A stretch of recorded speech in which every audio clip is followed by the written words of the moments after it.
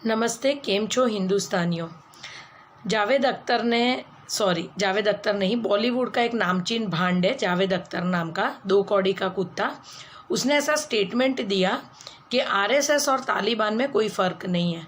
तो सबसे पहले तो मैं उस बेगैरत इसलिए बोल रही हूँ क्योंकि अच्छे जो माँ बाप होते हैं ना, वो अपने बच्चों को ऐसे संस्कार देते हैं कि बेटा जिस थाली में तुम खाते हो ना, उसमें कभी छेद मत किया करो, पहली बात। और दूसरी कि जिस देश में जिस ज़मीन पर तुम रहते हो ना, उसको वफादार रहो। लेकिन इन लोगों के माँ बाप भी इनके जैसे निकम्मे और निठल्ले ही होते हैं जो अपनी औलाद को इतने हरामीपन के संस्कार देते हैं, जो जिस थाली में खाते हैं ना उसमें थूकते हैं ये लोग।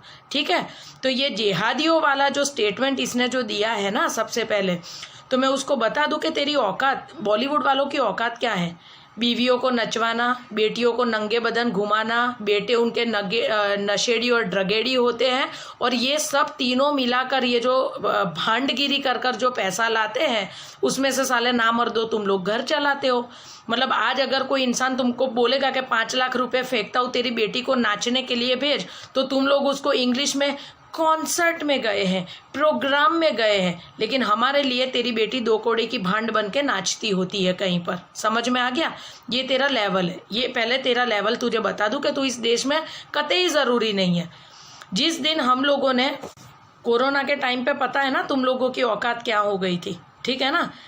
नशा करने के लिए भी तुम लोगों के पास पैसे नहीं थे, ऐसी बॉलीवुड की हालत थी। ठीक है, तो आज अगर हम लोगों ने थिएटर में जाना बंद कर दिया ना, तो जावेद अख्तर तू कही है ना, मुंबई के रेलवे स्टेशन पे ना बूट पॉलिश करता हुआ मिलेगा। असली औकात तो तेरी यही है।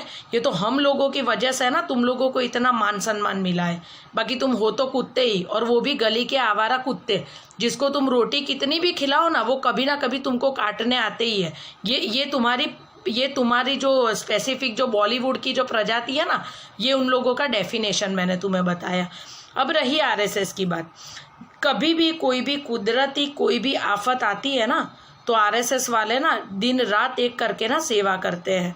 जबकि तुम जैसे कुत्ते ना घर के कोने में बैठकर भौंकते हैं, इस देश के पैसों से जलसे करते हैं, ठीक है, और किसी के काम के हो नहीं तुम लोग। तो आरएसएस समझना है ना, तेरी 7 जो पुश्ते हैं ना, उन लोगों की औकात भी नहीं है। आरएसएस उस लेवल की संस्था है, सबसे पहले। दूसरा कि तालिबान जो तुमने बोला, अगर तालिबान में तू रहता ना, अगर तेरे को आरएसएस भी तालिबान लग रहा है, तो आरएसएस की छत्र छाया में भिखमंगे तू रहता क्यों है? जा मर जा तालिबान जाकर। तुझे भी पता चले तेरे सामने तेरी बेटी की इज्जत लूटी जाएगी, क्योंकि वो लोग तो लाशों को भी नहीं छोड़ रहे। ठीक है, तो तेरी बेटी को नंगा करेंगे तेरे सामने, तेरी बीवी को नंगा करेंगे तेरे बेटे के सामने, तो तुझे और मज़ा आएगा। न्यूज़ में आएंगे तुम लोग, क्योंकि तुम लोगों को क्या चाहिए, ऐसी हरकतें तुम लोग इसलिए करते हो ताकि लोगों को पता चले कि ये कुत्ते कहीं ना कहीं जिंदा है। क्योंकि तुम लोगों की लाइफ होती क्या है, अपना बदन दिखाना, न्यूज़ में रहना, और तुम जिंदा हो उसका प्रमाण देते रहना भीख मांग के। ये तुम लोगों का ये तुम्हारा ये जीने का सलीका है। समझ में आ गया? तो वहाँ पर तुम जाओगे तो वहाँ के न्यूज़ में आएगा कि आज इसकी जावेद अख्तर की बेटी को नंगा करके इन लोगों ने हंटर से पीटा, उसकी इज्जत लूटी गई। ठीक है, ऐसा कुछ तो तुम्हारी बेटी के साथ यहाँ देश में तो हो नहीं रहा है ना। किसी आरएसएस वाले ने देखा कि जबरदस्ती किसी का धर्मांतरण करवाया हो? किसी आरएसएस वाले को देखा कि किसी बहू बेटियों की इज्जतें लूटी हो?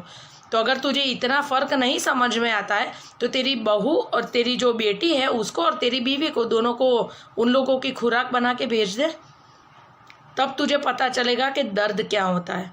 ये जो भौंकने की आज़ादी इस देश में तुम लोगों को मिली है ना हरामियों, तो तुम लोग अपनी औकात मत भूलो। 2 टाइम की जो तुम्हारी रोटियां निकलती है ना, वो हम जैसे लोग जो पैसा खर्च कर थिएटर में जाते हैं ना, उससे तुम्हारे घर चलते हैं। बाकी आज भी अगर तुम लोगों की तो असली जो औकात है ना, वो अंबानी दिखाता है ज़मीन पर बिठाकर। तुम्हारी हैसियत वही है। समझ में आया? क्योंकि तुम लोगों को इतना मान सम्मान ये मीडिया वाले, जो दलाल मीडिया जो तुमको दे रही है ना, बाकी तुम जैसे कुत्तों के स्टेटमेंट तो क्या मीडिया में दिखाने ही नहीं चाहिए। तुम्हारी औकात क्या है भिखारी? तुम हो क्या नाचने गाने वाले भांड, दिल बहलाने वाले भांड? तुम हीरो हो? तुम कुछ भी नहीं हो। तुम ज़रूरत बिना पैदा हुई औलाद हो जो भौंकने का काम करती है। बाकी तुम्हारी कोई ज़रूरत ही नहीं थी। और मुझे तो अफसोस उस बात का है कि तुम्हारे माँ बाप ने तुमको ये संस्कार नहीं दिए कि जिस देश में रहते हैं ना उसका विरोध ना करे, जिस देश की थाली में खाते हो ना उस थाली में छेद ना करे। तो तुम्हारे माँ बाप पर मैं थूकती हूँ कि तुम जैसी बेगैरत औलाद पैदा करी उन लोगों ने, क्योंकि एक हरामी ना दूसरे 10 हरामी पैदा करता है। तो तेरी औलाद भी तेरे जैसी ही है, सीए का और विरोध करने के लिए तेरा बेटा भी आ गया था। समझ में तो कुछ आता नहीं है साले गधे तुम लोगों को। तो अगर इतनी ही तकलीफ है इस देश में तो चले क्यों नहीं जाते हो तुम लोग? धर्मशाला समझकर यहाँ पर पड़े हो, चले जाओ इस देश से। अगर तुम्हें इतनी तकलीफ है इस देश में तो यहाँ से जाना भी नहीं है तुम्हें, क्योंकि तुम्हें पता है कि तुम जैसे कुत्तों को ना 2 टाइम की ना रोटी नसीब नहीं होगी दूसरे देश में, इसलिए तुम यहाँ पड़े हो। बाकी अगर तुम सच्चे मर्द होते ना तो तुम इस देश को लात मार के कहीं और निकल लिए होते, लेकिन तुम ऐसे नामर्द हो ना भांड कि तुम यहाँ से जाओगे भी नहीं।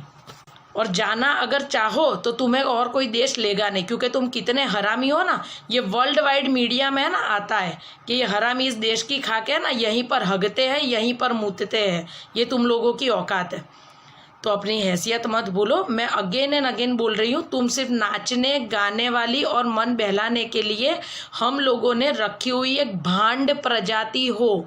समझ में आया? तो नाचने गाने वालों की तरह रहो। तुम्हें अगर एक्स्ट्रा पैसे कमाने हैं तो तुम्हारी बेटियों को और बीवियों को नंगे बदन नचवाओ, उससे हमारा कोई लेना देना है नहीं, ठीक है। लेकिन देश के बारे में कुछ भी आड़ी टेढ़ी चीज़ बोलना मत, क्योंकि इस देश का इतना बड़ा दुर्भाग्य है कि तुम जैसे हरामियों को ना 2 टाइम की रोटी ये देश देता है।